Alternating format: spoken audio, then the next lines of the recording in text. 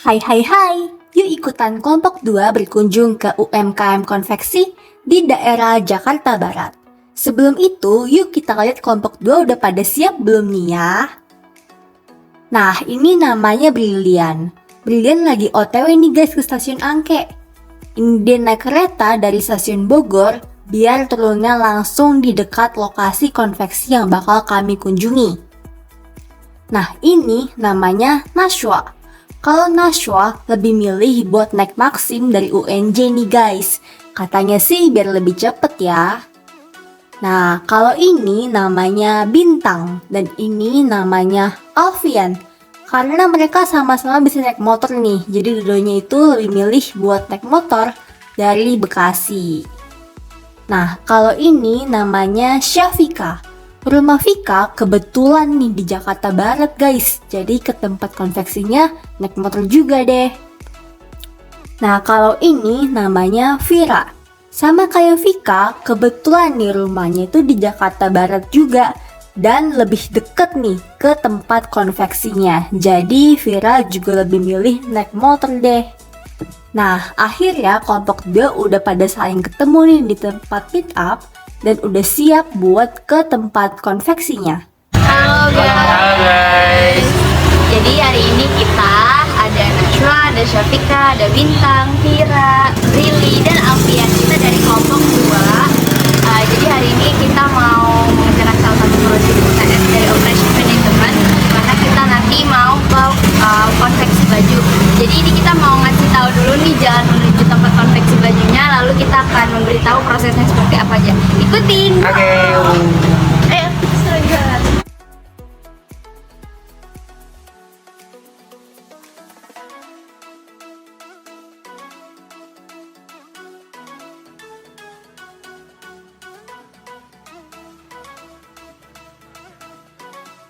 Nah, ini kita udah mau sampai tempatnya. Jadi patokannya itu di depannya itu ada warung persis dan sebelahnya itu ada masjid. Nah, sini guys. Jadi ini penampakan tempatnya. Oke. Ini sekarang kita mau masuk. Nah, ini Tempat konveksi yang kami kunjungi terletak di Jalan Angke Jaya, Jakarta Barat. Nah, untuk lokasinya sendiri, ini tuh berupa rumah ya guys. Lantai pertama itu tempat konveksi bajunya, lantai kedua dan seterusnya itu tempat tinggal pemiliknya. Jadi, kita explore lantai pertamanya aja ya. Oh iya, sebelum kita mengulik lebih dalam nih tentang proses produksi, yuk kita intip sebentar wawancara kecil kelompok langsung bersama pemilik konveksi namanya Bapak Aang. Bapak sendiri udah bergerak di bidang ini tuh udah berapa lama ya? Di bidang konveksi?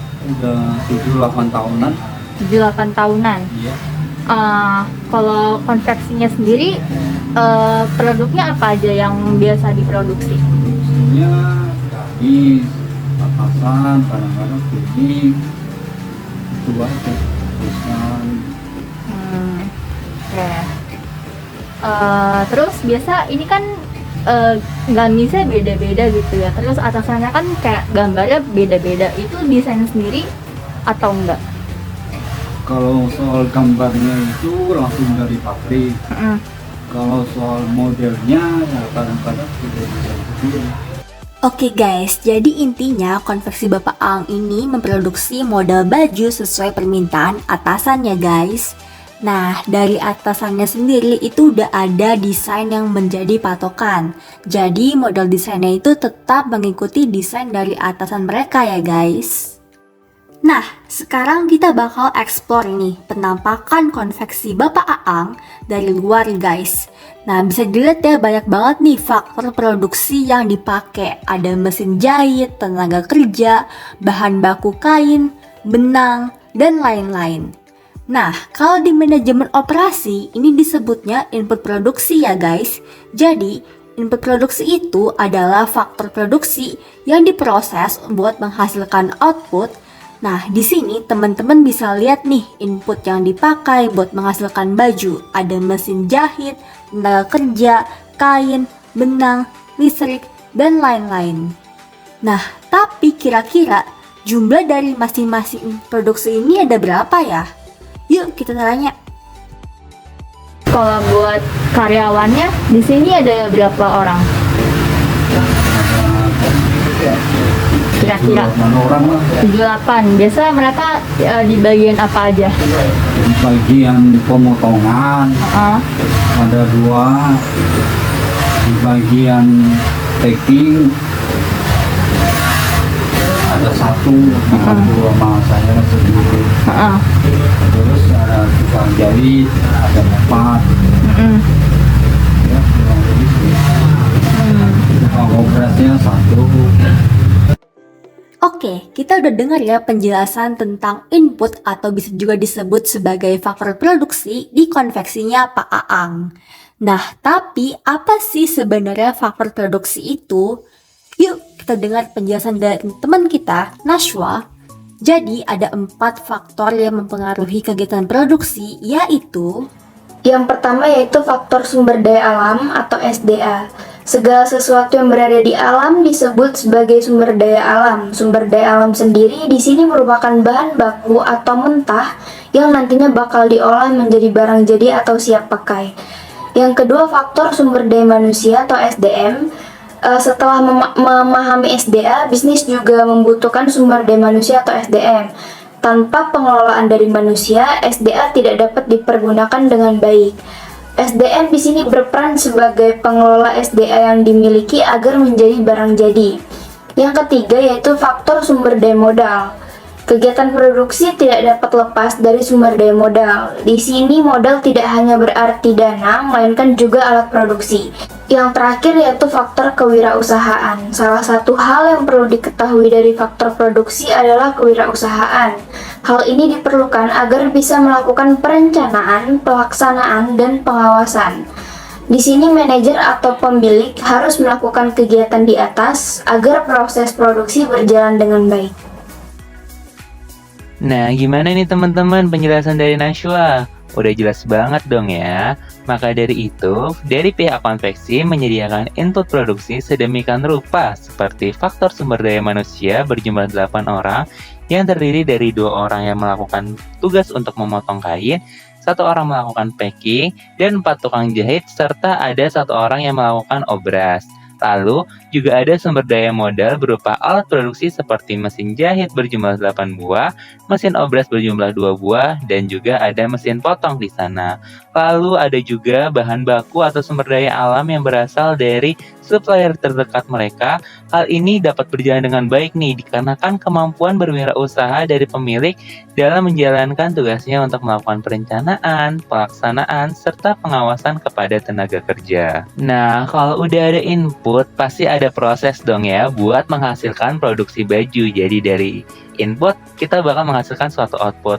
Tapi sebelum itu pasti ada prosesnya terlebih dahulu. Kira-kira proses produksi di konveksi ini bagaimana ya? Dimulai dari bahan, konveksi ini dapetin benang itu langsung dari supplier, yaitu sales langganan yang udah kerjasama bareng mereka bertahun-tahun. Kami dari bahan dari pabrik, tapi lewatnya sales. Lewat sales.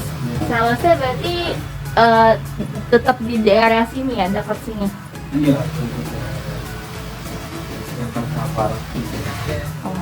Berarti dekat sama ini ya konveksinya. Iya. Kalau boleh tahu di daerah mana? Di daerah Jembatan Besi. Jembatan Besi. Oke. Lokasi sales bahannya sendiri ada di Jembatan Besi, letaknya sekitar 2 km dari lokasi konveksi. Terus kalau buat gudang di sini ada gudangnya nggak? Buat gudang kita nggak ada gudang. Nggak ada gudang. Oke. Berarti nanti kalau misal barang udah jadi itu biasa langsung dijualin atau gimana?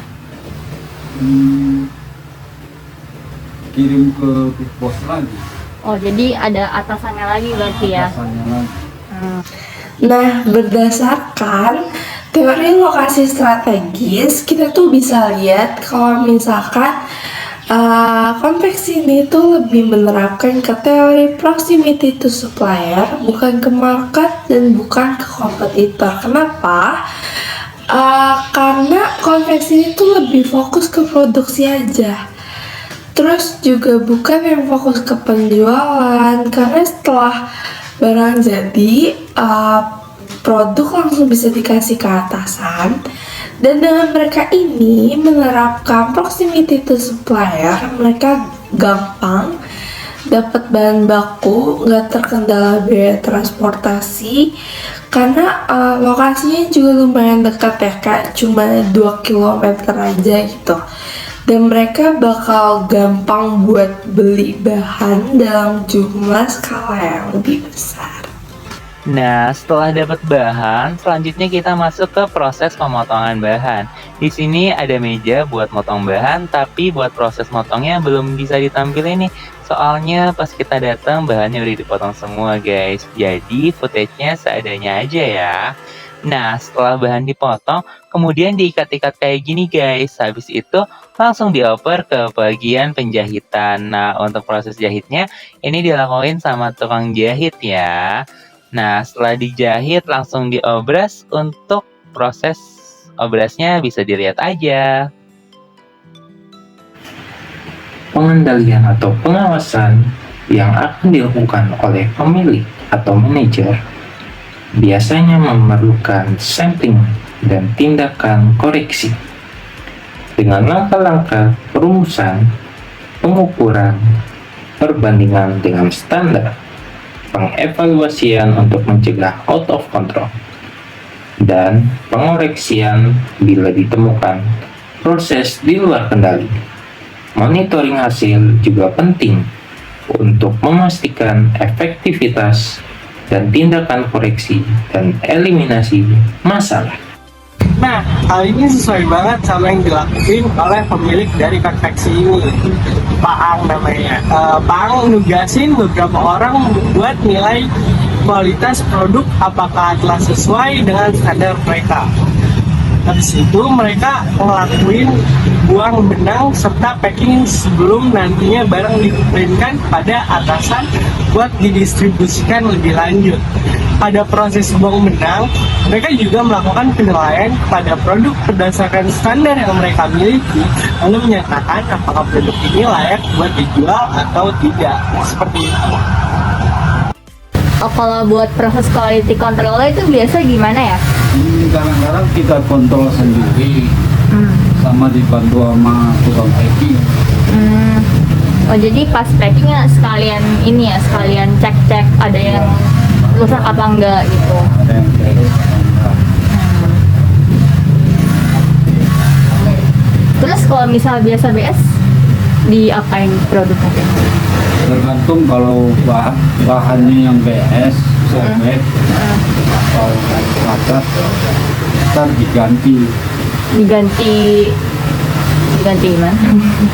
diganti bahannya. Ya. Nah, kalau cuma operasi ya dioperasi. Oh, 12 lagi. Jadi ditambel gitu ya, toh. Oke, jadi tadi kita udah ngejelasin terkait dari awalnya bahan kayak gimana, lalu selanjutnya ada proses pemotongan kain dan dilanjutkan dengan proses penjahitan kain, lalu juga ada pengobrasan. Lalu selanjutnya kita ngelakuin apa ya? Nah, setelah produk jadi atau sudah dinilai layak, mereka akan lanjut melakukan packing dan memberikan kepada atasan mereka untuk pada akhirnya didistribusikan melalui sales-sales yang mereka percaya. Produk jadi inilah yang kita namakan sebagai output produksi. Seperti itu ya teman-teman. Tapi kira-kira jadwal produksi dan jam kerja konveksi ini mulai dari jam berapa sampai jam berapa ya? Yuk kita tanya langsung ke pemiliknya. Kalau ini biasa kerja dari jam berapa aja? Nggak tentu sih, kadang-kadang jam 7 lewat udah mulai, kadang-kadang jam 8 Sampai jam berapa? sampai jam 12 istirahat 1 jam. Jam Jam 12. 1 masuk lagi Oh. sampai jam 6 Jam 6. Jam 6 istirahat sampai jam 7, ntar jam 7 sampai jam 9 ya. Kerja lagi. Ya, Berarti pulangnya karyawan biasa di jam 9-an ya? Oke, terus mau nanya ini sih, kalau jadi apa ya? Bentar. Oh ini, buat produksinya, ini kan produksinya kan ada gamis, ada atasan gitu kan. iya. Itu biasa ada jadwalnya atau enggak? Enggak. Enggak. Jadi tergantung kapan atasan kasih bahan ke sini. Iya. Jadi habis itu baru dipotong gitu. Iya, kalau kita dipotong. Oke. Wah, lumayan lama juga ya waktu jam kerja yang dimiliki sumber daya manusia yang ada di sini atau pegawai-pegawai yang ada di sini. Nah, untuk selanjutnya kita lihat yuk tampilan video mengenai tata letak atau layout dari tempat konveksi ini. Nah, bisa kalian lihat sendiri nih teman-teman, desain tata letak dari tempat konveksi yang kami kunjungi.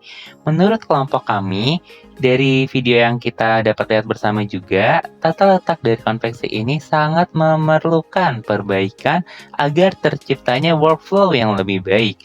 Kenapa? Sebagai tempat produksi, mereka kurang memerhatikan antara di mana tempat mereka menyimpan barang, di mana mereka melakukan berbagai proses produksi seperti melakukan pemotongan kain, penjahitan kain, pengobrasan kain, dan melakukan kegiatan buang benang lalu packing. Serta mereka juga kurang memerhatikan di mana mereka meletakkan gudang atau tempat mereka menyimpan barang baik yang sudah jadi maupun barang mentah.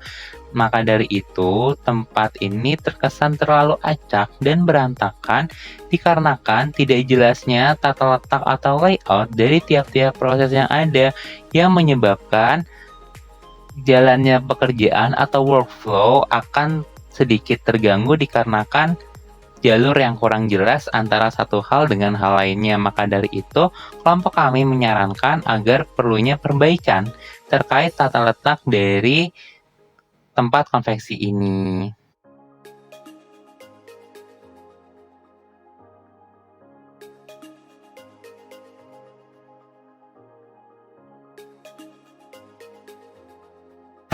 Oke guys, jadi kita udah kelar buat review dan lihat proses apa aja yang tadi ada di konveksi baju ini. Jadi ternyata banyak banget yang apa ya kita tahu, jadinya ilmu dari prosesnya juga kita jadi tahu gitu. Dari yang teman-teman yang kan ada yang ditanggapi Ya kan dari supply-nya, terus sampai dari pokoknya segala macam sistem produksi kita jadi lebih memahami secara langsung dan juga lebih tergambarkan gitu lah dengan baik gimana sih teori-teori yang kita pelajari dari kemarin diimplementasikan di prakteknya secara langsung seperti itu. Ya betul, apalagi ada juga video dari interview dengan bapaknya, jadi udah semakin jelas gitu penjelasannya. Jadi yang nonton juga pasti udah tergambar juga melalui dari video kita ini. Cukup. Terima kasih.